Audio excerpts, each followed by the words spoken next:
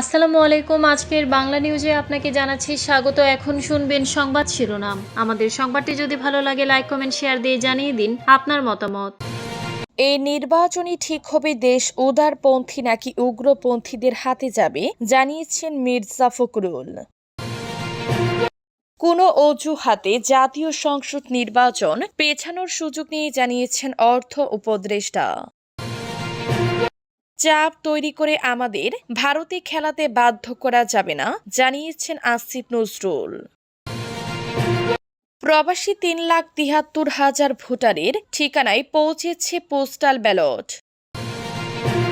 হ্যাঁ, ভোটের মাধ্যমে রাষ্ট্র কাঠামোয় মৌলিক পরিবর্তন আনা সম্ভব, জানিয়েছেন ফারুকি আজম।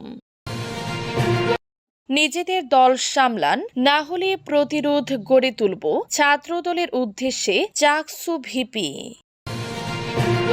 এই নির্বাচনে ঠিক হবে দেশ উদারপন্থী নাকি উগ্রপন্থীদের হাতে যাবে, জানিয়েছেন মির্জা ফখরুল।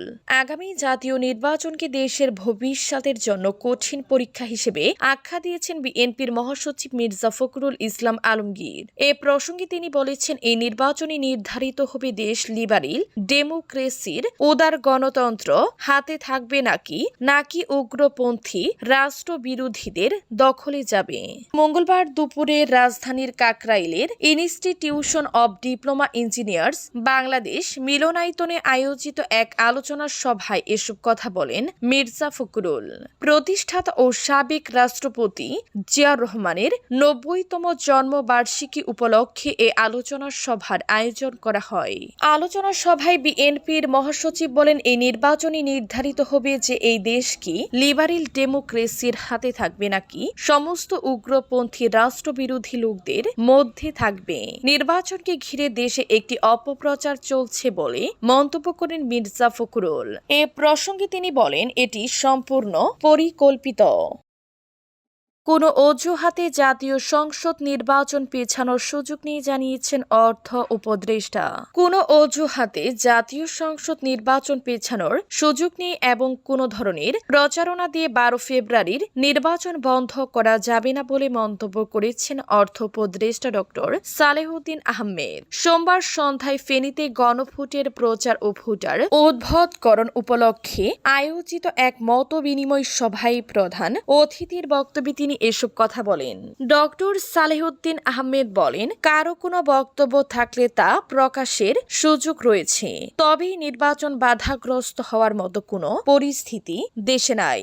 আমরা নির্বাচন প্রস্তুতির চিত্র দেখছি, সিরাজগঞ্জ ও নাটোর পরিদর্শন করেছি, কোথাও নির্বাচন না হওয়ার মতো কোনো অবস্থা চোখে পড়েনি। নির্বাচন যথাসময়ে অনুষ্ঠিত হবে।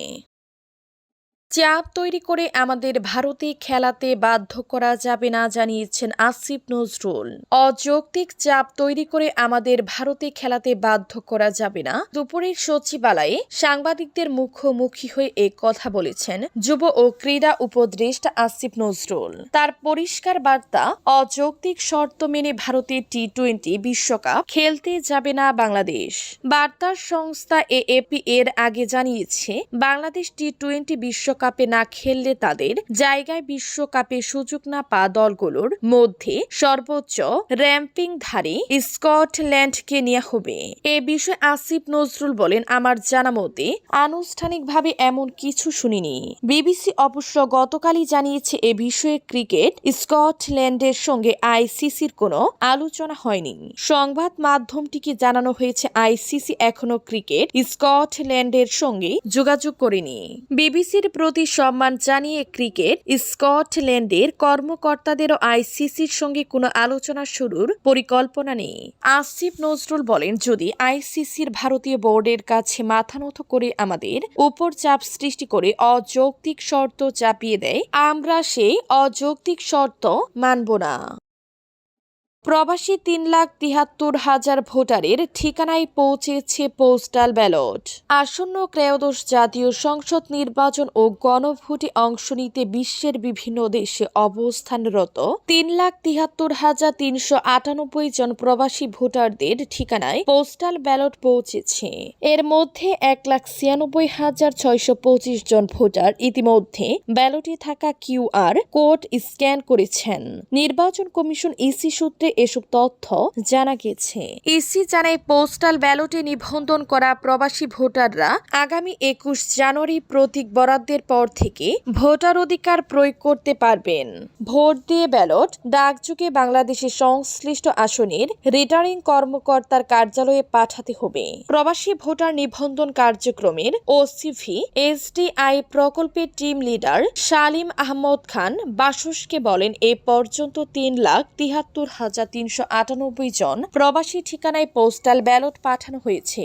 তবে সঠিক ঠিকানা না দেয়া বা ভোটারদের ঠিকানায় না পাওয়ার কারণে 5,126টি ব্যালট ফেরত এসেছে।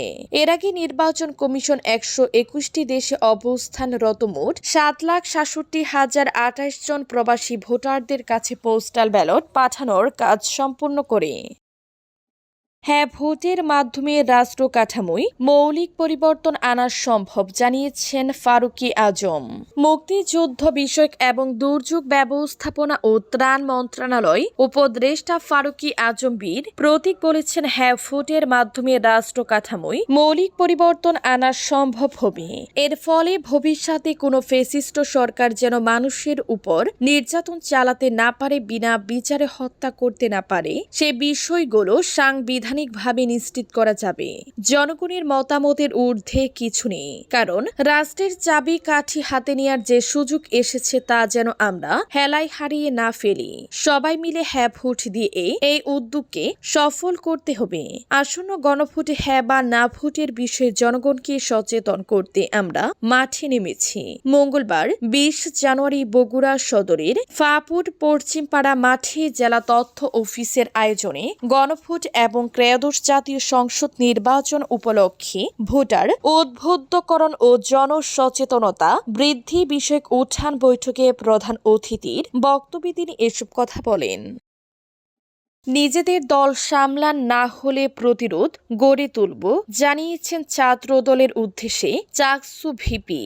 শাহজালাল বিজ্ঞান ও প্রযুক্তি বিশ্ববিদ্যালয়ের কেন্দ্রীয় ছাত্র সংসদ শাকসু নির্বাচন স্থগিতের প্রতিবাদে চট্টগ্রাম বিশ্ববিদ্যালয় ক্যাম্পাসে মানববন্ধন করেছে ইসলামী ছাত্র শিবির। মঙ্গলবার দুপুর 12:30 দিকে বিশ্ববিদ্যালয়ের শহীদ মিনারের সামনে এই মানববন্ধন কর্মসূচি পালন করা হয়।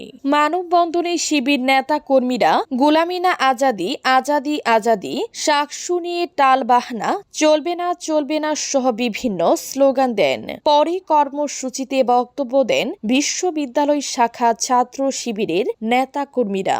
মানববন্ধনে চট্টগ্রাম বিশ্ববিদ্যালয় কেন্দ্রীয় ছাত্র সংসদের চাকসু সহ সভাপতি ভিপি পদে থাকা বিশ্ববিদ্যালয় শাখা ছাত্র শিবিরের সহ সভাপতি মোহাম্মদ ইব্রাহিম বলেন, আমরা দেখেছি একটি তথাকথিত দায়িত্বশীল সংগঠন হাজারো শিক্ষার্থীর সামনে দাঁড়িয়ে নির্বাচন কমিশনের কাছে নির্বাচন বন্ধের দাবি জানিয়ে